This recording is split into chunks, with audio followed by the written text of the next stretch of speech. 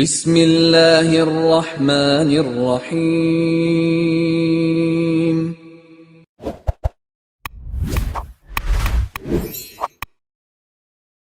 السلام علیکم ورحمۃ اللہ وبرکاتہ۔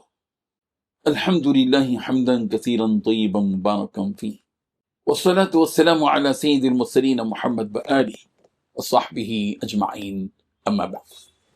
حاضرین و ناظرین، یہ درس حدیث نمبر 341 ہے۔ روایت سماعت کے لیے ترجمے کے بعد تشریح کی جائے گی۔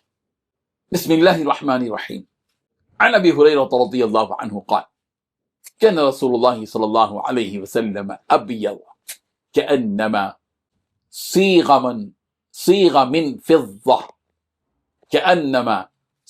من فضة رجل الشعر، رواہ الترمذی۔ اللہ اکبر۔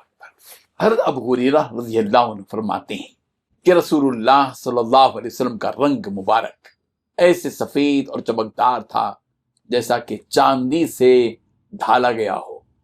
اللہ، آپ صلی اللہ علیہ وسلم کے مبارک بال مبارک کنڈل دار یعنی خمیدہ تھے۔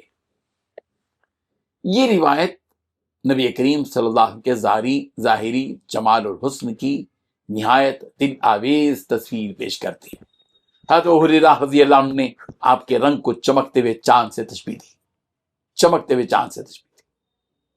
جو پاکیزگی، نورانیت اور صفائی کا مظہر ہے۔ بالوں کا کنڈل دار ہونا آپ کے سراپا حسن کو اور زیادہ دلکش بناتا ہے۔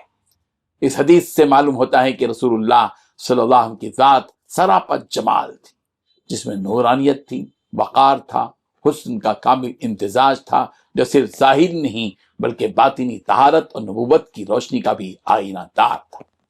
اللہ تعالیٰ ہم سب کو پیارے پیغمبر صلی اللہ علیہ وسلم کے اس جمال کو سمجھنے کی توفیق عطا فرمائے۔ آمین۔